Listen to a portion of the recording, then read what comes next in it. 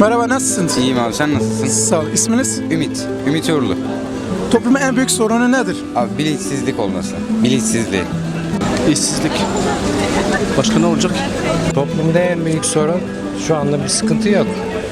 Ben hayatımdan memnunum yani. Hani en büyük sorunun işsizlik olduğunu düşünüyorum ben. Merhaba, nasılsın? İyiyiz efendim, siz nasılsınız? Sağ ol, teşekkür ederim. Toplumun en büyük sorunu nedir? Toplumun en büyük sorunu cahillik abi. Yani insanların bilinçsiz ve hoşgörüsüz davranması olduğunu düşünüyorum. Eğitime verilen önemin eksik olduğunu düşünüyorum.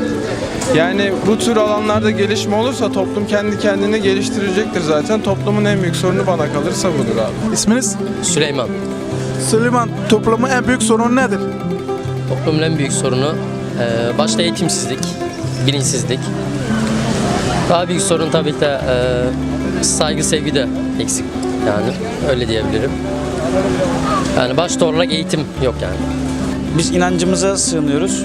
Siyasi sorunlarımız var dünya genelinde gerçi. Onları da aşacağız. Biz iktidarımıza güveniyoruz. Yani günden güne sorunlarımız azalıyor hamdolsun. Ama bundan 15-16 sene öncesini düşünürsek sorunlarımız çok çok fazlasıydı. Ama şu an şeytanın bir İslami savaşı mevcut. Yani haberlerde de görüyoruz. İsrail'in bayağı bir azıttığı bir dönem içerisinde yaşıyoruz. Ama geçecek bu günler. Bir dakika düşüneyim ya. Merhaba, nasılsınız? İyi, siz nasılsınız? Teşekkür ederim. Toplumun en büyük sorunu nedir? Şu an toplumumuzun öyle büyük bir sorun olduğunu düşünmüyorum. Siz abi? Abi bence şu an toplumun en büyük sorunu Suriyeli mülteciler olabilir. Yani devamlı gündemde revaçta olan bir konu. Yani ülkeyi çok sıktılar abi. Yani ülkeyi sıktılar dememden kastım bu işsizlik oranı falan hep arttı. Bunu zaten herkes biliyor. Kardeşimin demek istediği bir şey var mı? Biraz gelin. Yasada iş yok dayı. Ya bak. Aynı iş sıkıntısı var Suriyeli. Adam vurma mesela iki tane de neler yapıyorlar Suriyeliler. Uyuşturucu olsun her şey pisliği yapıyorlar artık. Savaştan geldik. Savaştan çocuklar ölüyor, binalar iniyor, iş yok. O yüzden. Sen? Aynı işte. Aynen. Teşekkür ederim. Siz nasılsınız? Sağ ol, teşekkür ederim. Toplumun en büyük sorunu nedir? Şu anda toplumun en büyük sorunlarından birisi işsizlik.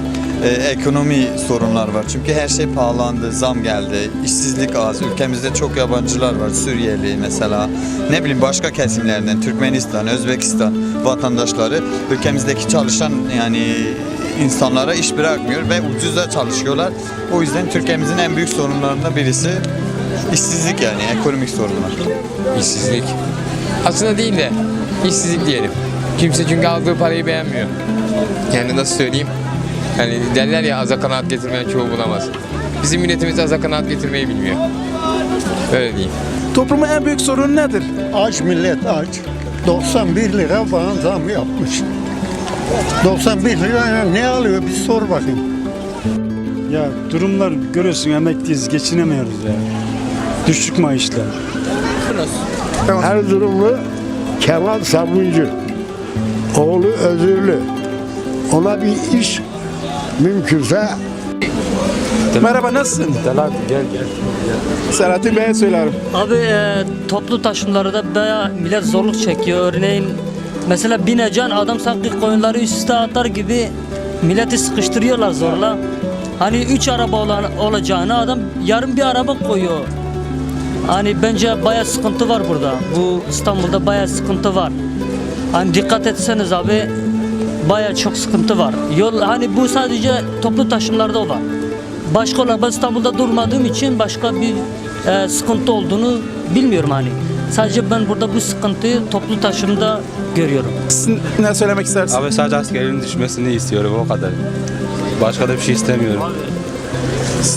Abi durmadan üst üste gelen zamlara şikayetçiyiz. Ne olması bekliyorsun mesela? Her şeye zam geliyor ya. Arda arda her şeye zamlara geliyor.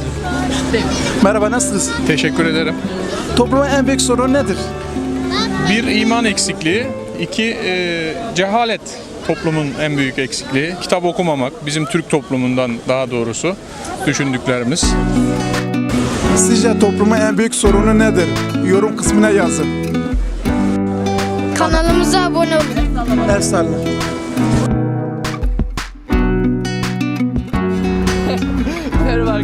sokak röportajımız bitmiştir. Merak ettiğiniz sorular varsa yorum kısmına alta yazabilirsiniz. Biz de o soruları halkımıza sorarız. Merakınızı gidermiş oluruz. Kanalımıza abone olmayı unutmayınız. Bu videoyu da paylaşırsanız çok seviniriz. Kendinize iyi bakın. Unutmayın, sakın unutmayın. Tamam mı? Devam ediyoruz.